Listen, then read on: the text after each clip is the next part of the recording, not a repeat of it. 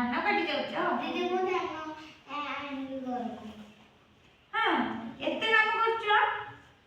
तमे एते छोट छोट पिलाडा कर पाछ धान काटुछ मम्मा तक ये बांधी दबा मु टेकी आनी बड़ा बड़ा पिला कोठु आनछ दीदी बिल्लर केते दूर दीदी दूर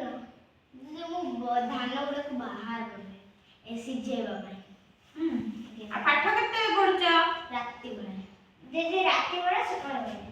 दीदी संजो बेला